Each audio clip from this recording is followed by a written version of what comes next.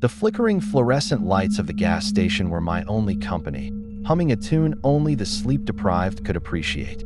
It was 3:17 a.m., a time when the world feels like it's holding its breath, waiting for something to happen. I was just about to restock the beef jerky when a chime from the security monitor caught my eye. That was weird. The motion sensor usually only went off for raccoons or the occasional stray cat. I glanced at the screen, and my heart dropped into my stomach. The monitor displayed footage from camera 3, the one pointed right at the front door. The timestamp read 3:27 a.m. That's 10 minutes from now. My blood ran cold. On the screen, the glass door slid open, and a figure stepped inside. They were tall, draped in a long, dark coat, their face completely hidden by the deep shadow of a hood. They walked with an unnerving, deliberate slowness, like a predator stalking its prey. Then I saw myself. The me on the screen looked up from behind the counter, a tired, bored expression on his face. The figure approached, and the on-screen me didn't even seem to notice the danger until it was too late. I watched, paralyzed, as the figure raised a hand. Something glinted under the harsh lights, a long, slender blade. The figure moved with lightning speed, and the me on the screen, he didn't even have time to scream. It was brutal, silent, and over in a second. The figure then slowly turned its head, as if it knew it was being watched, and stared directly into the camera. Right at me. My breath hitched in my throat. I looked at the clock on the wall, 3:19 a.m. 8 minutes left. This couldn't be real. It had to be a glitch, a prank, some kind of sick joke. My hands were shaking so badly I could barely grip the counter. I had to do something. Call the police, lock the doors, run. Every instinct screamed at me to get out, to flee into the night and never look back. I fumbled for the phone, my fingers like clumsy sausages on the keypad. 911. The dispatcher's voice was calm, a stark contrast to the frantic drumbeat of my own heart. I tried to explain what I saw, how I saw it, but the words came out as a jumbled, panicked mess. I saw. The camera. It's going to happen. 10 minutes. She probably thought I was a prank caller, or worse. She said a car was on its way, but the nearest station was 20 minutes out. Too late. The clock ticked over to 3:25 a.m. 2 minutes. My eyes darted between the monitor and the real front door. The screen was black now, having looped back to live feed. It showed an empty entrance, bathed in the sickly yellow glow of the streetlights. But I knew what was coming. I scrambled for the locks on the door. My fingers slipped on the bolt. It was stiff, old. It wouldn't budge. I pulled with all my might, grunting with effort, my panic rising with every failed attempt. 3:26 a.m. 1 minute. I gave up on the lock and backed away from the door, my eyes wide with terror. I looked around for a weapon, anything. A fire extinguisher, a heavy-duty stapler. It all felt so useless. The silence of the gas station was deafening, amplifying the sound of my own ragged breathing. I was a cornered animal. The clock on the wall seemed to mock me, its second hand sweeping forward with an unbearable certainty. Then it happened. The soft, electronic chime of the motion sensor. The automatic doors slid open with a gentle whoosh. A figure, identical to the one in the video, stood silhouetted in the doorway. Tall, cloaked in darkness, face obscured by a hood. Time seemed to slow down. My pre-recorded death played back in my mind's eye. The figure took a slow, deliberate step inside, just like on the screen. I was frozen, not by surprise, but by the chilling certainty of what was to come. I couldn't run. I couldn't scream. I just stood there, behind the counter, as the shadow moved toward me, and I saw something glint in its hand. Thanks for watching. If you enjoyed this story, don't forget to like, subscribe, and hit that notification bell for more chilling tales. The rain was relentless, a drumming so constant it had become the soundtrack to my life for the past 3 days. The city outside was a watercolor painting left out in a storm, blurry and bleeding at the edges. Not that I could see much of it. My landlord had sent a text some vague warning about structural issues and staying put until further notice. So here I was, trapped in my 5th-floor apartment, with nothing but instant noodles and a dwindling supply of sanity. It started on the second night. A faint tapping. At first, I dismissed it as the building settling, or a neighbor hanging a picture. Tap, tap, tap. It was irregular, a nervous rhythm that got under my skin. I'd pause my movie, strain my ears, and hear nothing but the rain. The moment I'd relax, it would start again. Tap, tap, tap. It always came from the direction of my front door. By the third day, the novelty of being a shut-in had worn off, replaced by annoying anxiety. The tapping had become more insistent. It wasn't just a few taps anymore, it was a sequence. Tap dash tap dash tap dot pause dot tap dash tap. I stood by the peephole, my heart thumping a frantic beat against my ribs. The hallway was empty, bathed in the sickly yellow glow of the emergency lights. There was no one there. Yet, the moment I stepped away from the door, the knocking would start again, louder this time, more demanding. I tried to rationalize it. It had to be the pipes, or the wind rattling something loose in the hallway. It couldn't be a person. Who would stand out there for hours, just knocking? I blasted music through my headphones, trying to drown it out, but I could still feel the vibrations through the floorboards, a phantom pulse that echoed my own. The isolation was getting to me, turning shadows into monsters and ordinary sounds into threats. That evening, the power finally gave out. The building plunged into an oppressive, silent darkness, broken only by the flashes of lightning that illuminated my tiny living room in stark, terrifying detail. And in the silence, the knocking returned, but this time, it was different. It wasn't coming from the door. My blood ran cold. I pressed my ear against the common wall I shared with the empty apartment next door.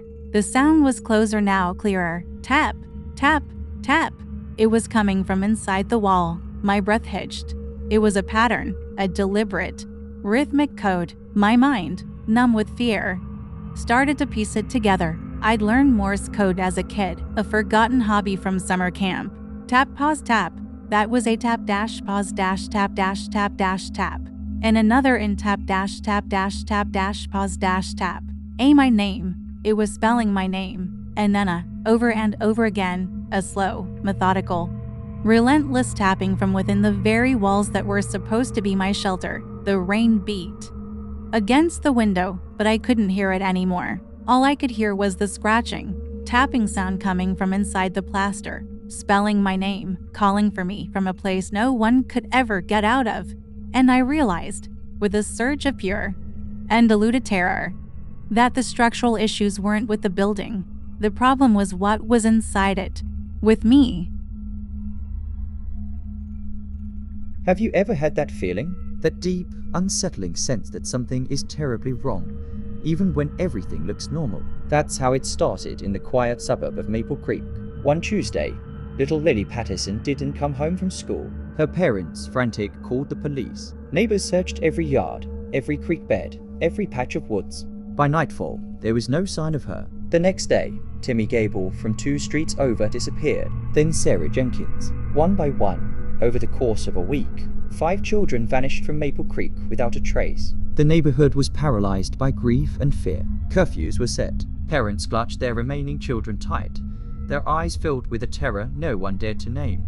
The police had no leads, no suspects, no answers. The media circus eventually packed up and left, leaving the families to drown in their silent, shared sorrow. Maple Creek became a ghost town of its former self, the laughter of children replaced by a heavy, suffocating silence. Then, about a month after the last child disappeared, it began. It was Lily's father, Mark, who saw it first.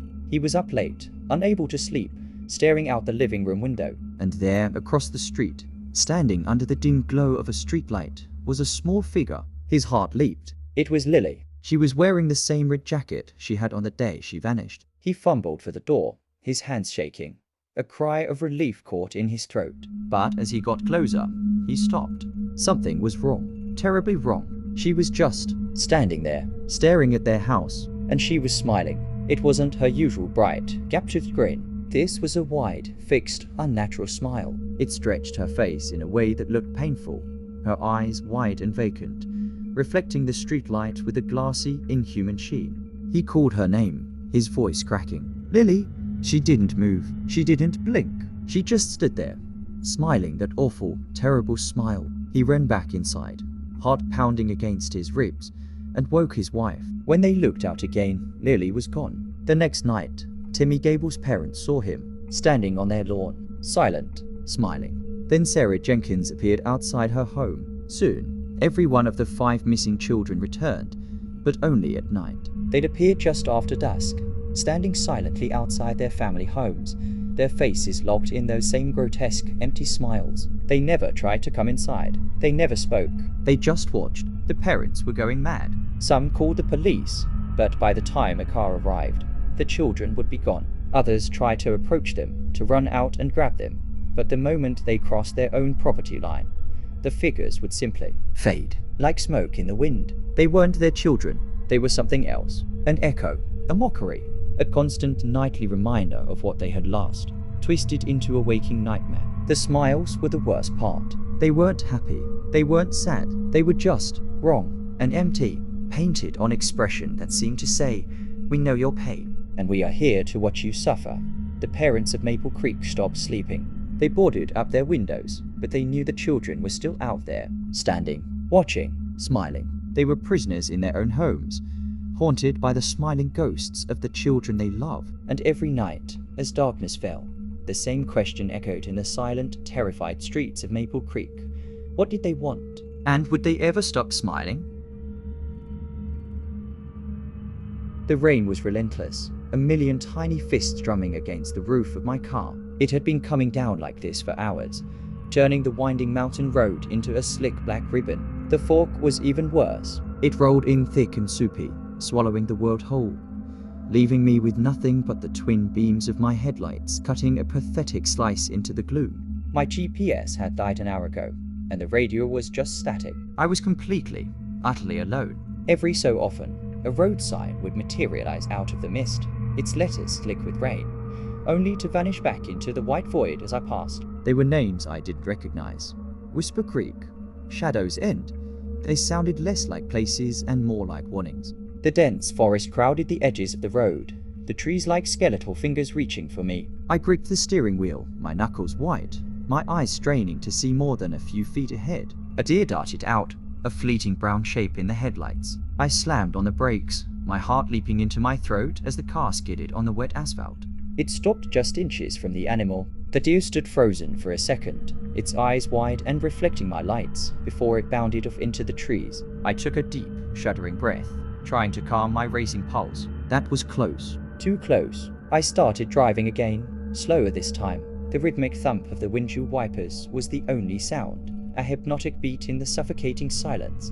It was mesmerizing, and my eyelids started to feel heavy. I blinked hard, shaking my head to stay awake. That's when I saw it. Or, I thought I saw it. Just at the edge of my headlight's reach, between 2 massive pine trees, something was standing there. It wasn't a deer. It was tall, impossibly tall, and unnaturally thin. It was just a silhouette, a darker patch against the dark grey of the trees and fog. I slowed the car to a crawl, my mind trying to make sense of the shape. A strange sign, a uniquely shaped tree trunk. It stood perfectly still, too still. There was no sway in the wind, no shift of weight. It was just there, a silent, motionless observer in the storm. A jolt of pure, primal fear shot through me. My logical mind was screaming that it couldn't be real, but my instincts were screaming louder. Drive. I didn't need to be told twice. I stomped on the accelerator. The engine roared to life, and the car lurched forward, tires spinning for a moment before finding purchase on the slick road.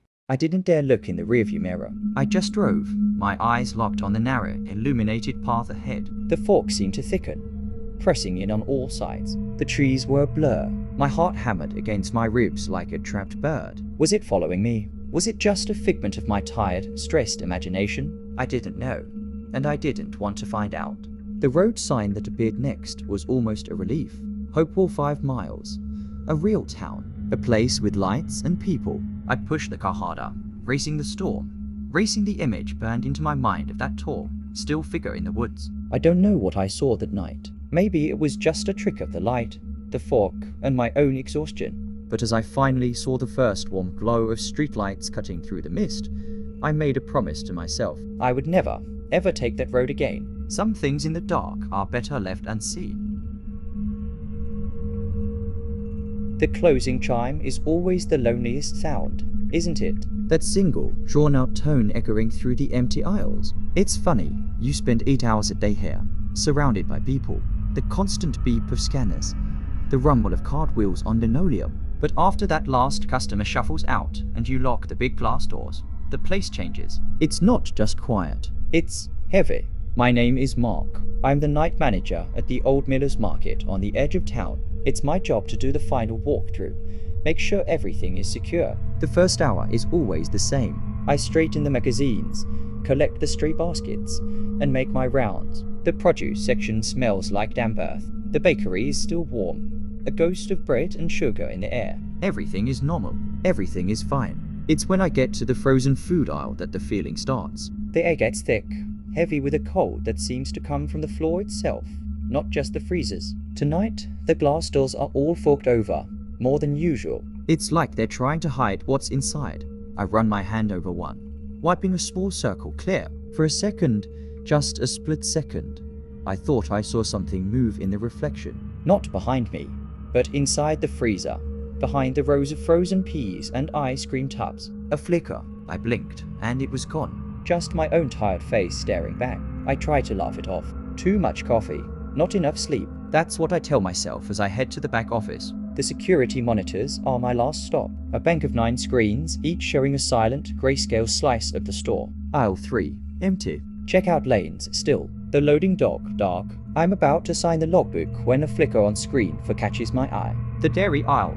The camera feed glitches. A line of static rolling down the screen. Then it clears. The long aisle is deserted, milk cartons lined up like little white soldiers. But then, I see it, up on the ceiling, clinging to the pipes and ventilation shafts. A shadow. It's not a trick of the light. It's long and thin, almost like a spider's leg. But it's too dark to solid. It twitches, then slowly, impossibly, begins to crawl along the ceiling. My breath catches in my throat. I lean closer to the monitor, my heart hammering against my ribs. The shadow moves with a jerky, unnatural rhythm, silent and deliberate. It pays no mind to the cameras. It's as if it knows it belongs here more than I do. It flows over the fluorescent lights, momentarily plunging the aisle into a deeper gloom before continuing on its path. It doesn't have a distinct shape, more like a spill of ink that has its own life, its own intelligence. I switch cameras, frantically clicking through the feeds. Aisle 5, nothing. Aisle 6, there it is again. It's faster now, pouring itself across the ceiling towards the front of the store, towards the main entrance, towards the office where I'm sitting. A low hum starts to fill the room. A deep, vibrating sound that I can feel in my teeth. It's not coming from the monitors or the computer. It's coming from the store itself. The building is humming. I look from the screens to the small window in the office door that peers out onto the sales floor. It's dark out there, but I know it's no longer empty. The hum gets louder. The lights on the monitor bank begin to flicker, one by one. The image on screen 4, the dairy aisle, goes completely black. Then screen 5, screen 6. They're going out in sequence, following the path it took. The hum is a roar now. I'm frozen in my chair, staring at the last working monitor, the one pointed at the hallway just outside this office. The screen is clear, empty. The hum stops. Silence. A profound, terrifying silence that is so much worse than the noise. My eyes are locked on the monitor, waiting for the shadow to drop down from the ceiling, to fill the screen. A soft scratching sound comes from the office door. Not a knock, a scratch, like fingernails dragging slowly down the wood. I haven't locked it. In all my years here, I have never, ever locked the office door. The doorknob begins to turn, slowly, so very, very slowly.